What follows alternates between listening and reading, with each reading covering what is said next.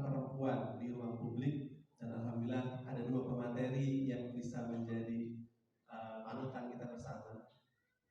Sebetulnya keduanya tidak perlu saya perkenalkan, saya yakin semuanya sudah kenal. Tapi karena kebiasaan menjadi moderator itu harus memperkenalkan. Ladies first, saya memperkenalkan yang di sebelah kiri kita, kanan panjenengan semua, yaitu Ustazah Syaikhoh Ning Imas Fatimatuz Zahro, seorang alim, seorang influencer, menjadi rujukan banyak orang di media sosial maupun di dunia maya maupun di dunia nyata. Beliau juga adalah salah satu pengajar di Pondok Pesantren Lirboyo, Kediri, Jawa Timur. Beri tepuk tangan untuk Imas. Dan juga di samping kiri saya, tengah-tengah, ini bersama soulmate-nya, suami tercinta beliau, yaitu Gus Rifkil, seorang alim, seorang yang istimewa, memiliki keilmuan yang sangat luar biasa. Beliau juga aktif berdakwah, tidak hanya di dunia nyata, tapi juga di dunia maya. Dan kalau boleh dikatakan ini keduanya adalah pasangan of the year 2022. Mudah-mudahan Allah berikan umur panjang keduanya, istiqomah dalam ketaatan dan juga langgeng dalam ketaatan kepada Allah Subhanahu wa Ta'ala. Saya tidak ingin panjang lebar, sedikit memantik tentang tema kita. Kita tahu peran perempuan di ruang publik sejak zaman Rasulullah SAW itu sudah biasa perempuan ikut aktif di ruang publik. Seperti yang kita kenal dengan Sayyidah Khadijah radhiyallahu anha, lalu juga Sayyidah Aisyah radhiyallahu anha, Ummul Mukminin. Beliau sebagai narator atau perawi hadis, salah satu yang terbanyak, sekitar 6.000 hadis, sedikit di bawah Sayyidina Abu Hurairah radhiyallahu anhu. Lalu juga ada Sayyidah Nusaibah bin Ka'ab, protektor, penjaga Rasulullah SAW ketika semua sahabat sedang sibuk, sedang kalut ketika di perang Uhud. Asma bin Abu Bakar radhiyallahu anhu. Ini adalah perempuan atau sahabat wati yang direkam sejarah aktif, ikut berdakwah, ikut ngaji, dan juga salah satu perawi hadis yang terkenal ketika Rasulullah SAW melaksanakan haji wada. Ini masyhur namanya dengan Ummul Husain. Dan dari beliau dari Ummul Husain ini hadis-hadis tentang khutbatul wada. Kalau seandainya beliau itu tidak ikut berhaji, ikut mendengarkan Rasulullah SAW, bisa jadi kita tidak bisa mendengar fragmen-fragmen indah dari hadis Rasulullah SAW. Itu sekitar 1400 tahun yang lalu. Tentu dunia berubah, dunia bergerak berbeda, kondisi sosial berbeda. Apakah peran-peran bagaimana sebaiknya sebagai seorang muslimah, sebagai seorang perempuan muslim berkegiatan, beraktivitas di ruang publik menurut kacamata Ning Imas Fatimatuz Zahro dan juga Rifkil. Mungkin saya langsung saja, kita ingin mendengar dari Ning Imas. Padanya kami persilakan. Beri tepuk tangan yang meriah.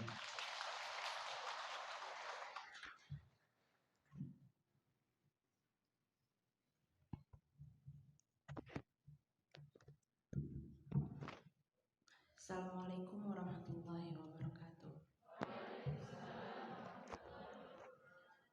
Alhamdulillahirabbil alamin, wassalatu wassalamu ala sayyidil mursalin sayyidina wa maulana Muhammadin sallallahu alaihi wasallam.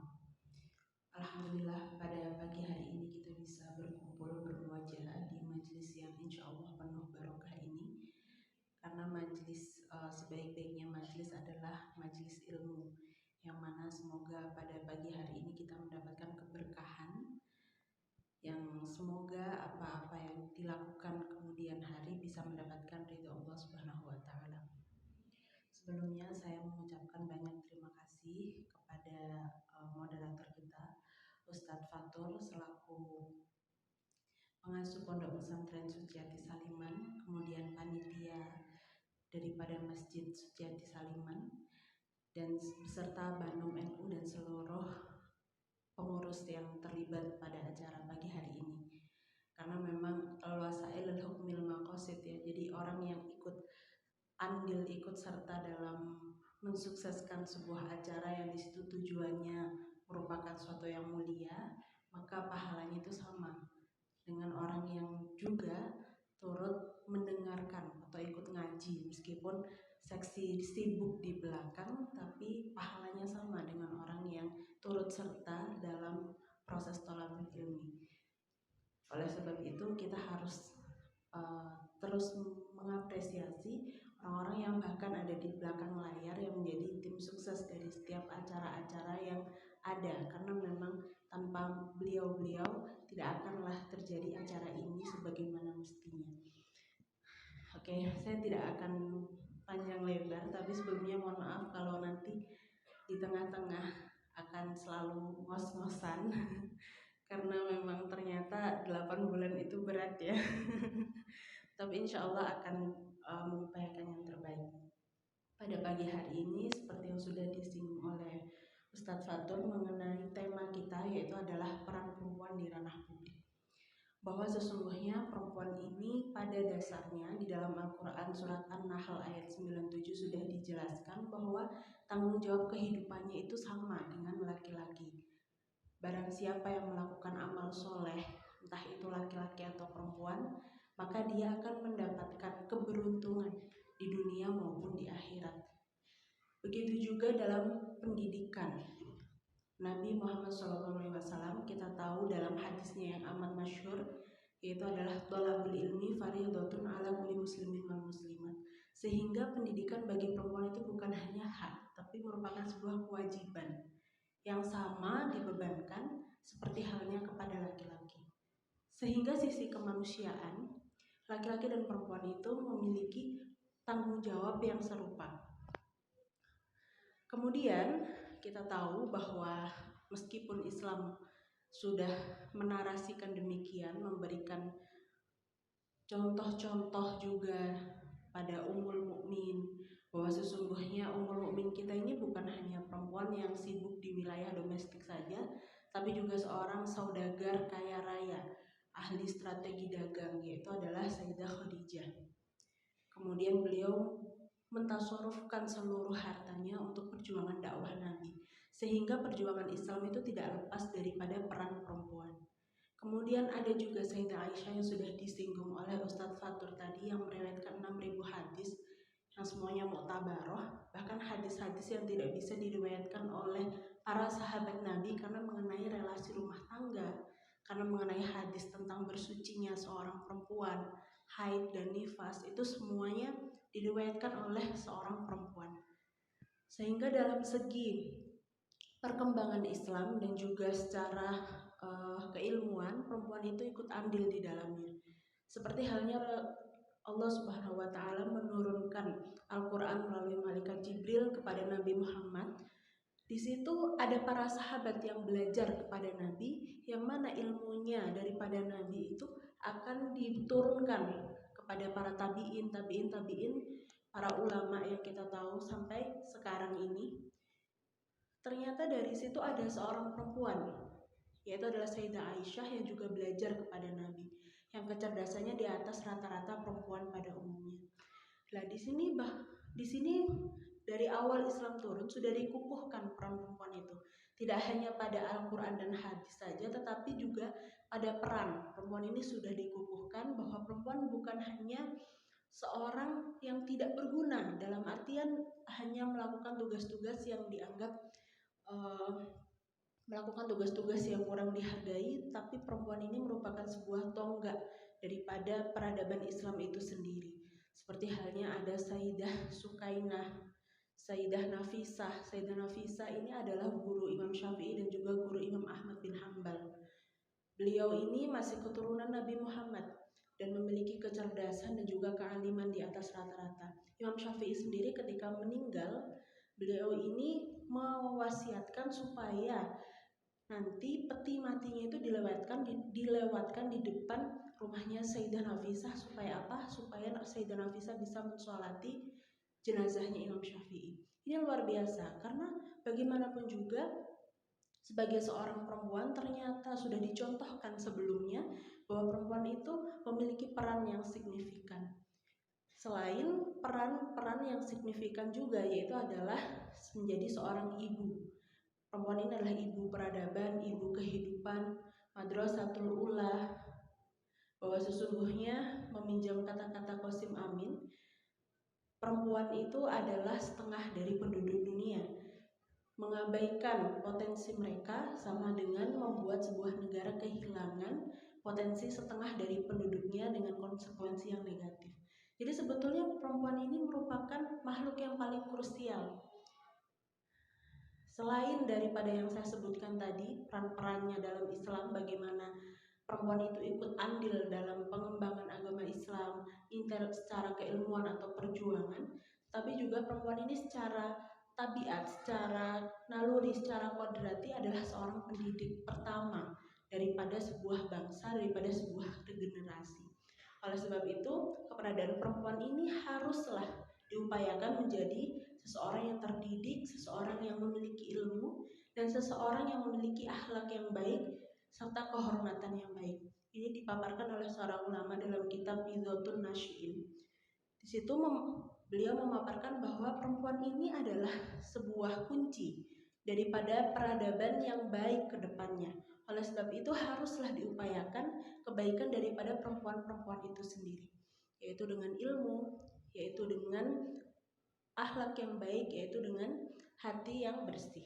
Oleh sebab itu, jika kita mampu menggabungkan ketiganya, maka signifikansi daripada hidup perempuan itu akan maksimal, termasuk perannya dalam menjalani kehidupan ini. Karena setiap orang ini memiliki tuntutan peran yang berbeda. Lalu bagaimana ketika perempuan ini memiliki tanggung jawab untuk menjadi seseorang yang tampil di ranah publik? Kemudian kita tahu bahwa membahas suatu perkara kita harus menilik kembali kepada hukum-hukum fikih yang ada.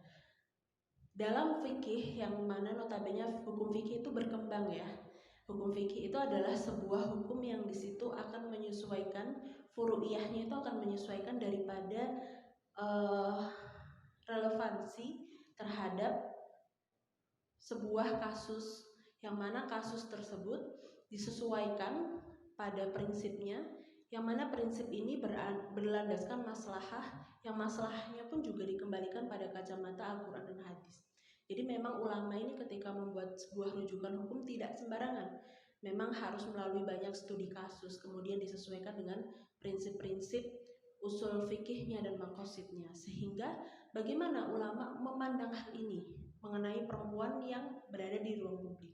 Kita tahu bahwa dalam fikih klasik, jadi fikih itu berkembang ya, fikih yang memang ditelurkan pada ulama-ulama abad pertengahan yang disesuaikan dengan studi kasus pada zamannya. Itu dikatakan bahwa perempuan ini memang tidak boleh keluar. Pada prinsipnya perempuan ini harus ada di dalam rumah supaya menjaga dirinya daripada fitnah. Sehingga yang ditekankan dalam fikih klasik adalah fitnah itu sendiri. Dan fitnah ini yang dimaksud bukan merupakan fitnah omongan tetangga, tapi adalah fitnah yang ditakutkan adanya sebuah aktivitas seksual yang mana bisa merugikan perempuan itu sendiri. Jadi ketika titik tekannya perempuan ada di dalam rumah ini supaya dia amnul fitnah, maka ketika dunia ini sudah berkembang oleh ulama-ulama kontemporer, ulama-ulama fikih setelahnya, dimaknai bahwa ternyata perempuan sekarang ketika keluar dari rumahnya itu tidak semembahayakan terdahulu. Perempuan-perempuan sekarang ketika keluar dari rumahnya tidak akan lagi menjadi ancaman, yang mana ancaman tersebut bisa merugikan dirinya, yang mana bisa langsung terjadi aktivitas seksual pada si perempuan itu ketika dia keluar. Oleh sebab itu ulama-ulama kontemporer banyak sekali yang merumuskan dalam kitab-kitab fikih kontemporer yang kita tahu, seperti Fatawi Ashhar, Fatawi Syabkah, itu mengatakan bahwa perempuan ketika keluar daripada rumahnya dan memiliki peran di publik itu bukanlah sesuatu yang dilarang, itu merupakan sesuatu yang diperbolehkan selama dirinya mampu menjaga daripada fitnah tersebut. Sehingga yang perlu dititik tekankan adalah perempuan ini harusnya sekalipun dia dilegalkan untuk memiliki peran di luar rumah, memiliki peran di publik, dia harus mampu menjaga batasan-batasan supaya dirinya tetap aman dan terjaga dari ancaman-ancaman yang bisa merugikan harga dirinya, yaitu dengan tidak adanya ataupun harus mengantisipasi supaya tidak ada aktivitas seksual yang terjadi. Jadi sebetulnya fikih pun memandang bagaimana perempuan itu memiliki peran di luar rumah itu sangat fleksibel, tergantung bagaimana dia ini dibutuhkan, sehingga itu bukan lagi sebuah persoalan, bukan lagi sebuah hal-hal yang perlu diperdebatkan, karena pada dasarnya hal tersebut diperbolehkan ketika perempuan keluar rumah dan memiliki peran. Itu merupakan sebuah rumusan ulama sendiri. Kemudian lalu bagaimana jika perempuan itu punya suami? Kita tahu jika perempuan itu punya suami, maka dia harus memiliki ketaatan yang lebih terhadap suaminya dan penghormatan yang lebih pada suaminya. Jadi ketika seorang perempuan punya suami, maka kita tahu juga bahwa izin suami itu merupakan suatu yang krusial, sehingga kita harus menanyakan terlebih dahulu bagaimana suami tersebut, apakah ridho ketika saya pergi keluar rumah, ketika saya menjadi tokoh di luar, ketika saya berada di luar ruang publik, apakah ridho. Kemudian di situ izin suami memang harus menjadi perhatian utama daripada perempuan itu sendiri. Tetapi bukan berarti ketundukan daripada perempuan itu mutlak. Dalam artian suami di sini memiliki tanggung jawab untuk tidak berbuat dolim kepada istrinya. Jadi ketika dia mengetahui seorang istri ini memiliki potensi dan juga kemanfaatan yang bisa disebarluaskan di ruang publik, dan memang ternyata publik ini membutuhkan seorang figur yang ternyata di situ ada potensinya pada istrinya, maka seorang suami ini hendaknya mempertimbangkan bagaimana sih seharusnya sikap yang lebih bijaksana supaya istrinya ini bisa memiliki kehidupan yang lebih bermanfaat. Karena kembali di awal tadi bahwa tanggung jawab kehidupan laki-laki dan perempuan itu sama. Jadi ketundukan pada suami itu memang sesuatu yang harus dipenuhi oleh istri, tapi suami yang baik itu adalah suami yang akan mengerti bagaimana kondisi seorang istri. Bisa difahami ya? Karena memang pada dasarnya wa'ashiruhunna bil ma'ruf. Bermuasyarah bil ma'ruf itu adalah muasyarah yang saling, bukan yang paling. Yang muasyarahnya di sini adalah bisa memberikan kebaikan satu sama lainnya, bisa mendorong satu sama lainnya menuju potensi terbaik daripada kehidupan itu sendiri. Oleh sebab itu, ketika nanti misalkan ada teman-teman di sini yang memiliki suami, kemudian suaminya masih melarang, bisa dikompromikan, bisa dikomunikasikan dengan baik.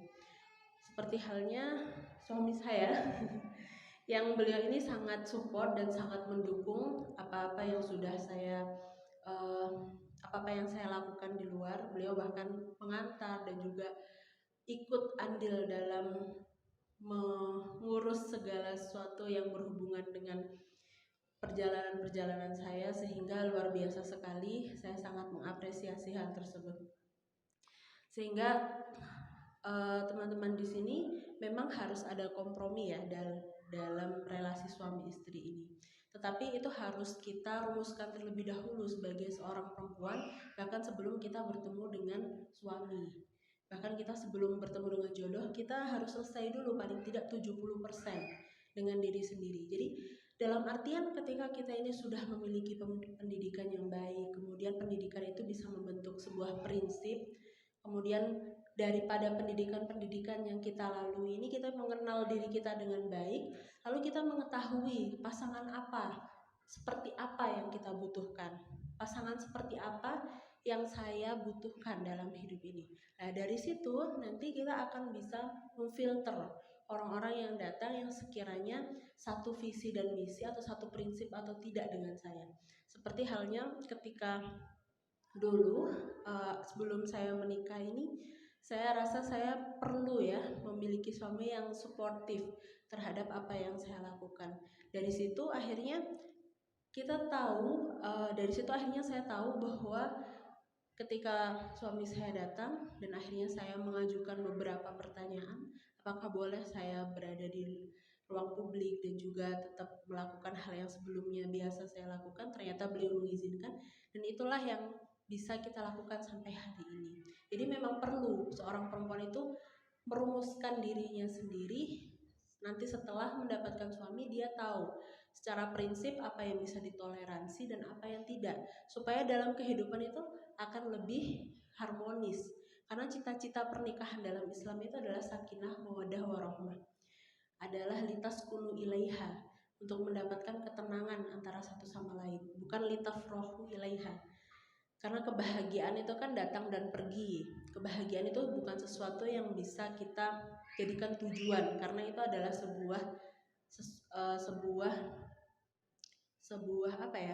reason atau sebuah kebahagiaan itu datang dan pergi seperti halnya emosi. Tapi ketika kita berusaha menjadi sosok yang menenangkan bagi satu sama lain, itu merupakan sesuatu yang bisa diupayakan dengan akhlak yang baik, dengan kemampuan mengelola emosi, dengan kemampuan seorang perempuan ini mampu menjadi rumah yang nyaman dan aman bagi suaminya, bukan hanya rumah secara fisik tapi juga rumah secara emosional. Ini penting, dan itu memang sudah menjadi prinsip dalam Islam, yaitu muasyarah, dengan cara muasyarah bil ma'ruf, litaskunu ilaiha. Ini bukan hanya sekedar tulisan saja, tapi ini merupakan sebuah prinsip, litaskunu ilaiha, supaya memberikan ketenangan bagi satu sama lain, bukan litafrohu ilaiha. Kemudian esensinya adalah sakinah, mawaddah, warahmah. Sehingga sebelum menuju ke pernikahan ini, perlu sekali bagi perempuan itu untuk menunaikan tanggung jawab hidupnya, termasuk dalam pendidikan, termasuk dalam aktualisasi diri, termasuk dalam memenuhi tanggung jawab yang memang dibebankan kepadanya. Oleh sebab itu, teman-teman ketika nanti menikah dan memiliki keinginan untuk aktualisasi diri di ruang publik, maka sudah bisa dikompromikan dengan pasangan yang memiliki satu visi dan misi yang sejalan, yang bisa saling mendukung. Dari situ itu yang bisa saya sampaikan. Selebihnya bisa ditambahi oleh suami saya. Nanti bisa dilanjutkan dengan tanya jawab ya Ustaz. Ya. Assalamualaikum warahmatullahi wabarakatuh. Karena kalau Bu Mil itu kadang ngeblank ya, mau bahas apa tiba-tiba lupa. Jadi sebetulnya yang ingin saya bahas tadi hukum tazyin atau berhias bagi perempuan.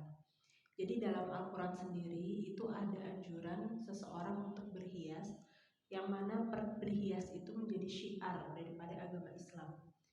Sehingga orang-orang itu tertarik untuk mengetahui Islam lebih dalam, karena ternyata Islam itu indah ya. Islam itu rapi-rapi orangnya. Islam itu juga memperhatikan kebersihan, makanya an-nadhafatu minal iman. Jadi tazyin di sini merupakan sesuatu yang dilegalkan di dalam Islam. Berhias, tahsin, memperindah dengan beberapa batasan.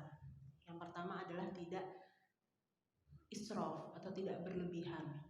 Yang kedua, tidak sampai taghyirul khalqillah atau merubah ciptaannya Allah. Jadi kita boleh berhias, misalkan menggunakan skincare, atau misalkan berhias yang memang sudah pada umumnya digunakan orang-orang untuk berhias.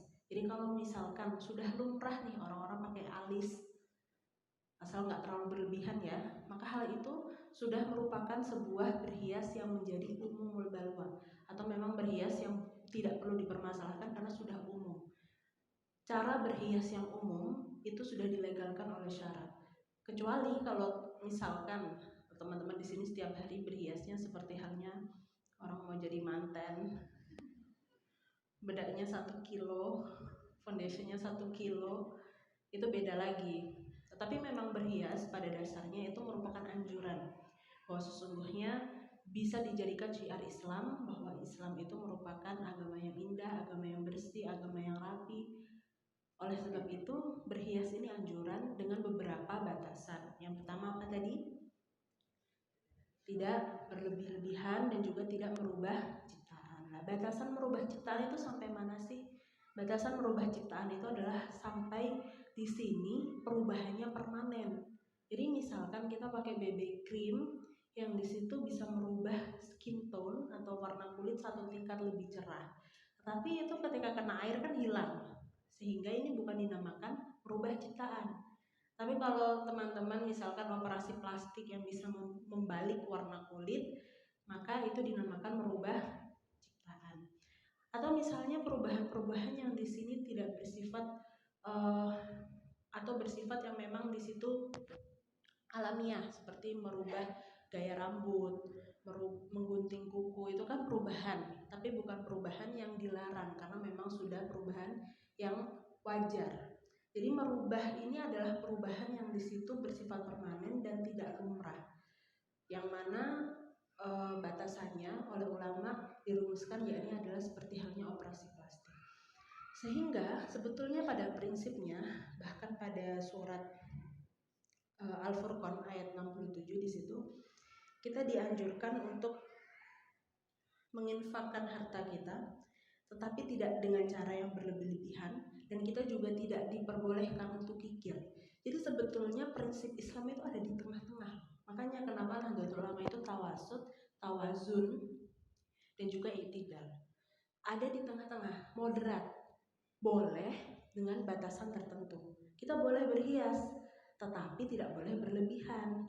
Kita boleh berhias, tapi tidak boleh sampai merubah ciptaan. Ini kan adalah prinsip sikap moderat, prinsip sikap yang ada di tengah-tengah, yang paling maslahah, karena khairul umur awsatuha. Sebaik-baiknya perkara itu yang memang tidak jelas, yaitu adalah di tengah-tengah dengan batasan-batasan tertentu tadi. Jadi prinsip moderat ini harus terus kita pegang teguh dalam setiap kita ini menanggapi peristiwa. Misalkan kita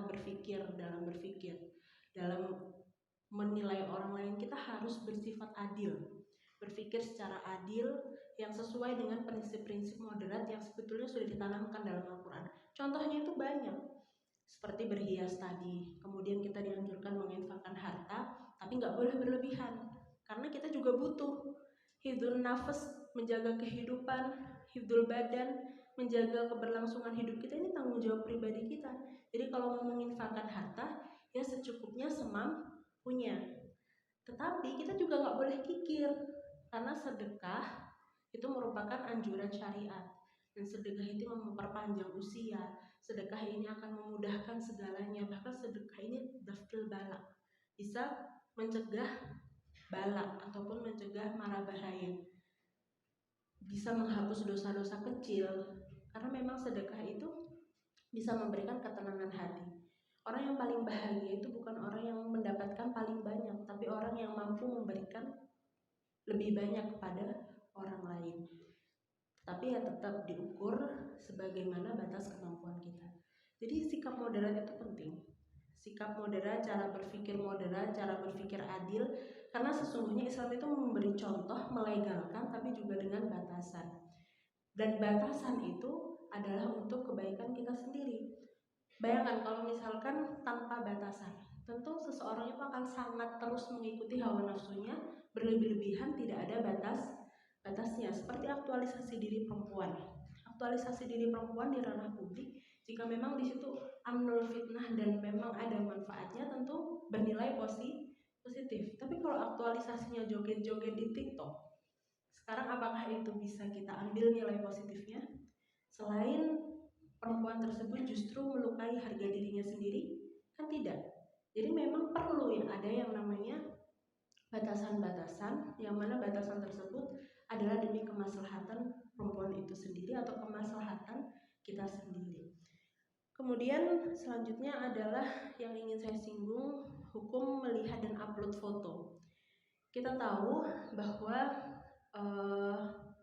melihat ajnabi atau hukum asalnya memang melihat perempuan yang di situ melihatnya secara langsung ini harus dihindari oleh seorang laki-laki karena laki-laki memiliki kewajiban untuk ghadul basar ataupun menundukkan pandangan. Nah, kemudian bagaimana jika melihatnya ini dengan beberapa kebutuhan ataupun hajat? Kita tahu dirumuskan oleh ulama bahwa sesungguhnya perempuan dan laki-laki ini boleh ada dalam satu relasi jika memang di situ terdapat sebuah kepentingan yang mana kepentingan di sini demi kemaslahatan sosial ataupun kemaslahatan yang memang dibutuhkan. Seperti halnya relasi dalam sebuah lembaga pendidikan. Tidak mungkin kan guru ini antara laki-laki dan perempuan tidak berinteraksi. Sehingga interaksi laki-laki dan perempuan di ranah-ranah yang dibutuhkan itu diperbolehkan. Kemudian medis, jual beli. Kemudian di situ memang kebutuhan untuk berlangsungnya sebuah organisasi dengan batasan-batasan tertentu. Tapi kalau interaksinya ini memang dibutuhkan, hal tersebut dilegalkan, diperbolehkan. Yang tidak boleh itu melihatnya dengan adanya syahwat, dengan adanya keinginan untuk melakukan hal-hal yang tidak-tidak. Nah, di sini ketika hukum melihat secara langsung dan melihat melalui media, yakni itu cermin, kazujaj atau melihat melalui cermin atau surah sebuah gambar, ulama merumuskannya dengan hukum yang berbeda. Jadi hukumnya tidak sama melihat secara langsung dan juga melihat melalui media itu hukumnya tidak sama. Ketika melihat secara langsung, hal-hal yang dikhawatirkan terjadi itu bisa langsung terjadi. Makanya hukumnya langsung tidak boleh ketika seorang laki-laki melihat perempuan dengan syahwat, kemudian apalagi tempatnya hanya sepi ya, ikhtilat berdua. Di situ tanpa adanya keperluan untuk berinteraksi, mereka berinteraksi. Lah ini dilarang karena apa? Karena ketika hal-hal tersebut dilakukan akan sangat mudah sekali setan membujuk antara laki-laki dan perempuan itu yang kemudian terjerumus pada hal-hal yang tidak diinginkan atau diinginkan. Jadi memang dilarangnya, haramnya itu ketika berada dalam satu majelis secara langsung, melihatnya secara langsung. Karena potensi kemaksiatannya itu bisa terjadi secara langsung, bisa dipahami atau tidak? Tetapi ketika melalui foto, misalkan kita melihat perempuan cantik di TikTok ataupun di Instagram, apakah bisa akan melakukan maksiat ataupun sebuah aktivitas seksual secara langsung saat itu juga? Kan tidak, ya kan? Harus ini perempuannya di mana tempatnya, dia di mana. Oleh sebab itu, ulama merumuskan bahwa hukum melihat secara langsung, berinteraksi secara langsung yang di situ melibatkan syahwat tanpa adanya hajat, dan itu berbeda dengan hukum melihat melalui media, entah itu foto ataupun kaca. Bisa difahami ya? Nah, hukum melihatnya melalui media ini harus ada amrul kharij atau ilatnya atau penyebab lain atau pemicu yang mana pemicu tersebut bisa menyebabkan keharaman. Seperti misalkan upload fotonya di situ tidak menutup aurat atau upload fotonya di situ memang bertujuan untuk mengundang laki-laki supaya berfantasi yang tidak-tidak seperti berjoget-joget. Ini harus ada hal-hal seperti itu. Kalau misalnya upload fotonya ini sesuai bagaimana seharusnya perempuan menutup auratnya dengan benar, kemudian hanya sekedar ingin upload foto menampilkan dirinya tanpa ada niat yang macam-macam, maka hal tersebut bukanlah hal yang dilarang. Bisa difahami ya?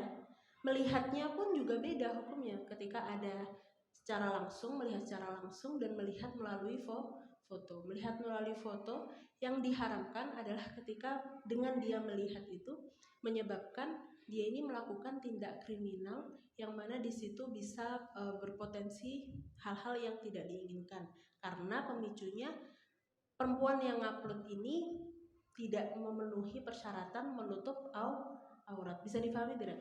Ini rada susah, tapi kalau jenengan bisa memahami ini, jangan akan bisa memetakan oh ini boleh, ini tidak boleh gitu. Bisa difahami ya? Jadi memang berbeda, hukum fikih itu sedetail itu. Jadi nggak langsung kayak nggak boleh ini nggak boleh, nggak, ditelaah dulu bagaimana sih sebenarnya yang terjadi itu bagaimana. Ulama ini melarang seorang laki-laki dan perempuan ikhtilat berada dalam satu tempat dan bersepi-sepian Karena memang potensi terjadi sebuah aktivitas seksual itu sangat tinggi. Dan melihatnya saja tidak boleh, karena itu pemicu yang sangat mudah terjadi. Tapi kalau misalnya berbeda tempat, pakai HP, itu kan beda. Tidak langsung kan beda, makanya hukumnya juga beda. Bisa difahami ya? Itu kemudian selanjutnya pertanyaan tadi yang pertama, upaya untuk menghindari fitnah bagi perempuan. Upaya untuk menghindari fitnah bagi perempuan itu adalah dengan dia bisa menetapkan batasan-batasan atas dirinya. Jadi misalkan batasan-batasan tersebut dibuat sesuai dengan standar syariah. Yang pertama yaitu adalah dengan menutup aurat. Kemudian dia juga tidak berikhtilat ataupun berada di tempat yang sepi hanya dengan laki-laki berdua malam-malam misalkan, itu juga tidak diperbolehkan. Kemudian dia bisa mengatur batasan-batasan dalam dinamika sosial, dinamika kehidupan sosial yang dia jalani. Jadi misalkan dia memiliki batasan, saya kalau malam harus cepat pulang, jam 8 malam saya harus cepat pulang, bagaimanapun juga saya harus menjaga diri. Atau misalkan dalam media sosial dia memiliki kode etiknya sendiri.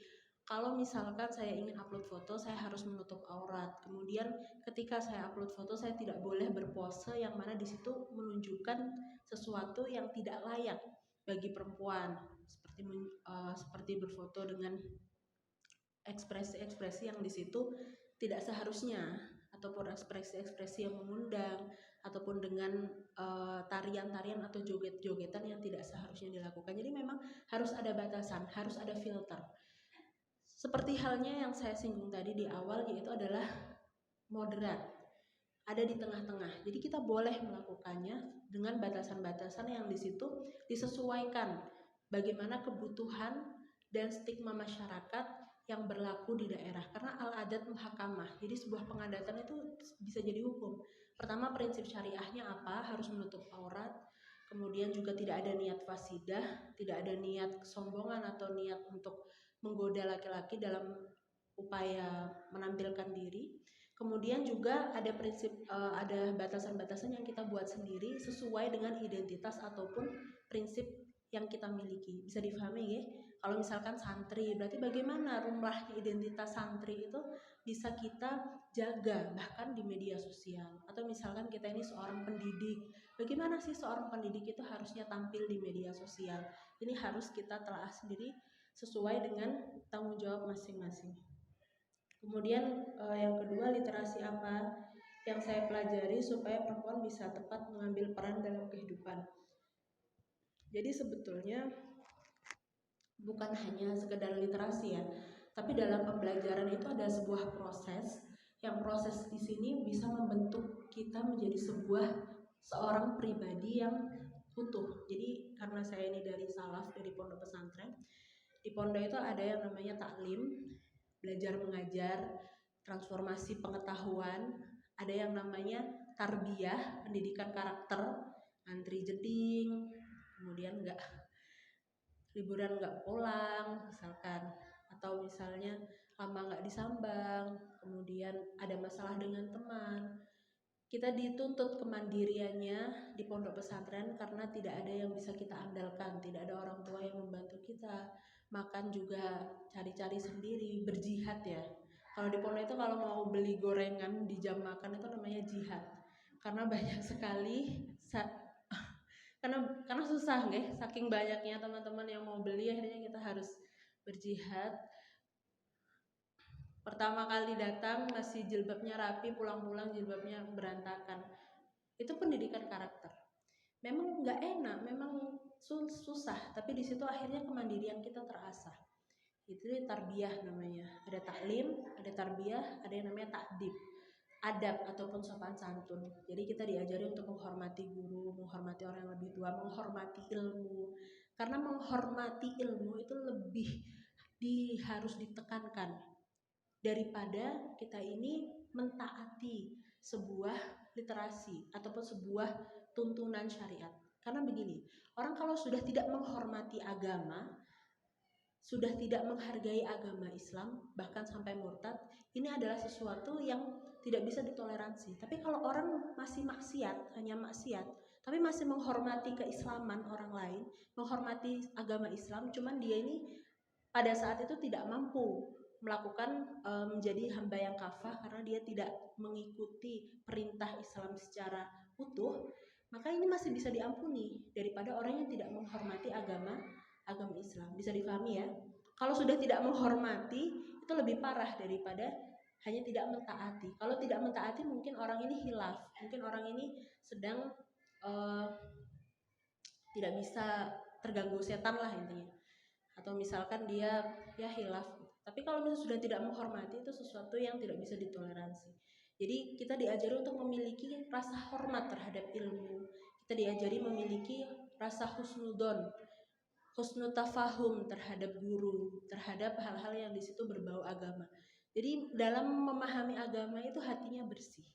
Ini yang perlu diterapkan, 3 itu yang saya merasakan saya pelajari di pondok pesantren. Jadi ada ta'lim, ta'dib, dan juga tarbiyah. Kemudian literasi-literasi yang saya baca tentu bertahap.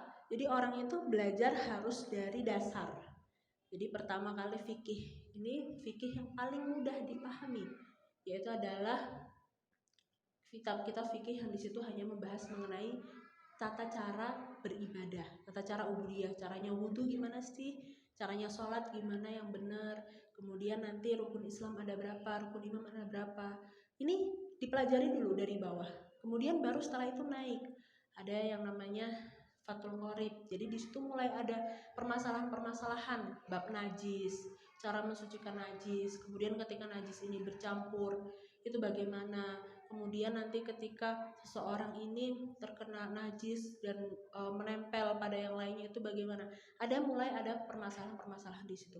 Setelah itu naik lagi ada Fathul Mu'in. Jadi mempelajarinya itu lebih kompleks lagi. Bagaimana ketika najis ini tidak nyata terkena pada suatu, misalkan ada seekor anjing mulutnya itu basah dan di depannya ada air.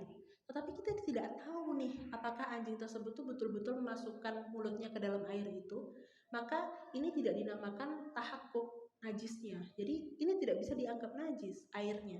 Karena apa? Karena tidak tahakkuk, tidak langsung kita melihat seekor anjing memasukkan mulutnya ke dalam air yang ada di depannya. Jadi air di depannya ini tidak bisa langsung dihukumi najis karena kita tidak melihatnya secara langsung. Ini adalah sebuah tahapan-tahapan hukum yang dipelajari di pondok pesantren. Jadi pelan-pelan, pertama dasar dulu, baru naik, baru nanti belajar tentang lintas madhab, baru nanti belajar tentang hal-hal lain yang di situ lebih berat. Jadi pertama dikasih sesuai dosis yang di situ kita butuhkan, yang pelan-pelan dulu, baru nanti naik supaya kita memiliki cara berpikir yang benar. Tapi kalau misalnya langsung awal-awal kita ini diberi soal SMA, padahal kita masih TK, tentu saja akan kebingungan. Jadi pembelajaran itu perlu disesuaikan dengan tingkatan masing-masing.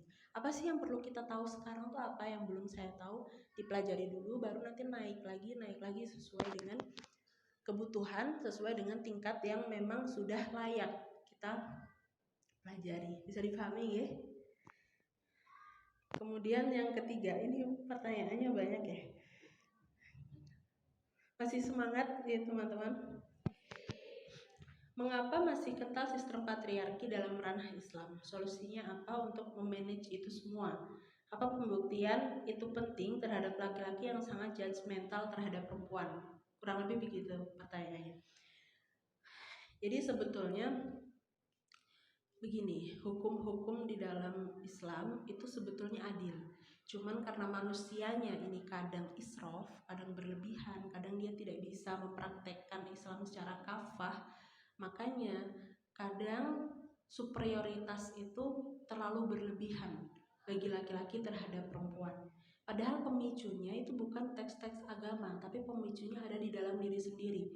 Misalnya seorang, yang mohon maaf ya, yang laki-laki, misalnya seorang laki-laki yang insecure atau yang merasa tidak nyaman dengan dirinya, tidak aman, tidak merasa mampu untuk menjadi seorang laki-laki yang seharusnya memberikan tanggung jawab dan perlindungan bagi perempuan, maka justru dia ini akan menyalahkan perempuan yang banyak mau, perempuan yang makhluk yang di situ harus tunduk kepadanya karena sisi maskulinitasnya ini ada ketika berhasil menundukkan seorang perempuan.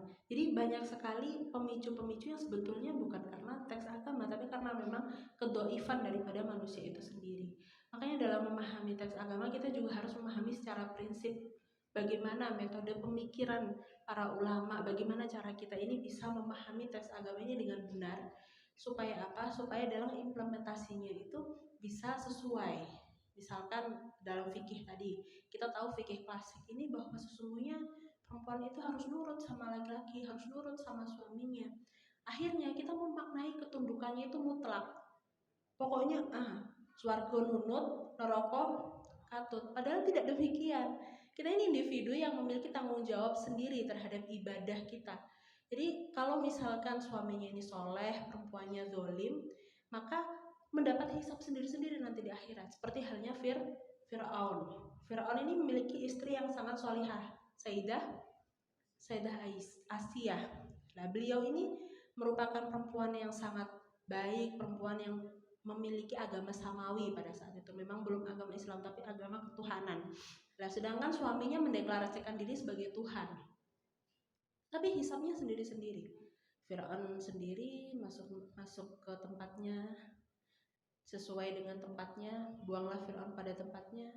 Kalau perempuan, istrinya masuk surga, termasuk daripada perempuan-perempuan yang disebut di dalam Al-Quran.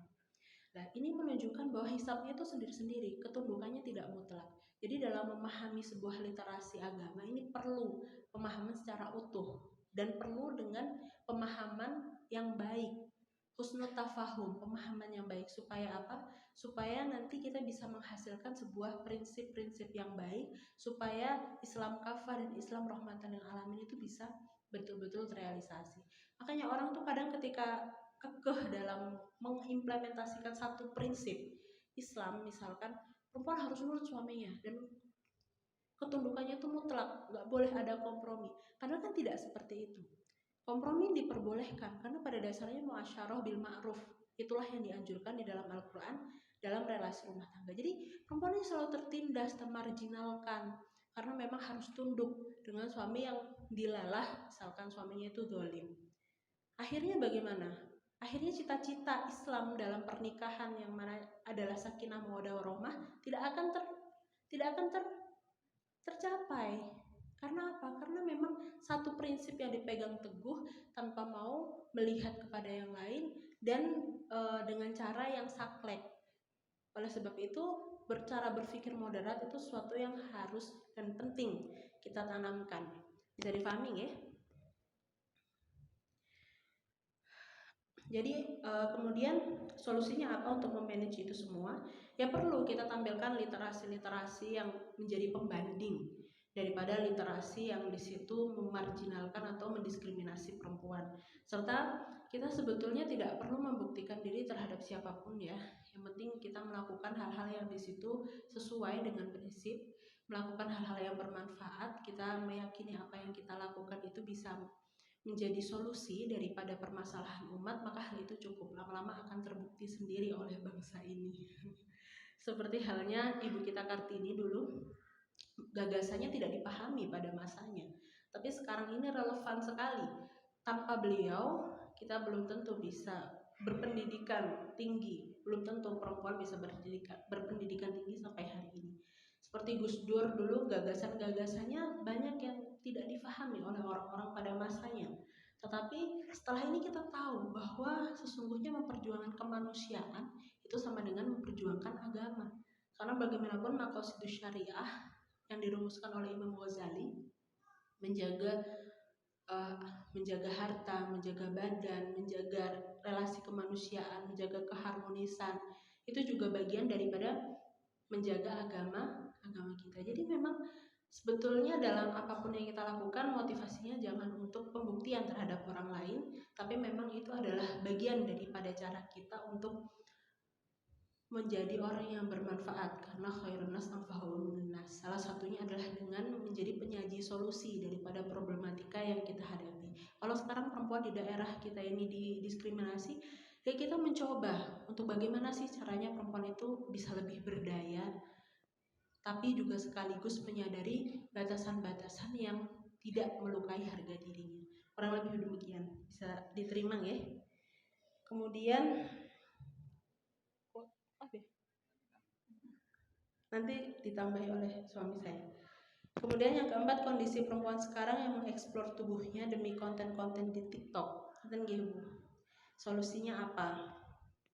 Jadi memang solusi daripada keresahan-keresahan kita, yang mana sesungguhnya keresahan itu banyak sekali ya, adalah dengan kita ini bisa mencontohkan, bisa memberikan larangan, tapi juga bisa memberikan kebebasan tapi juga dengan batasan, seperti halnya yang sempat saya singgung tadi.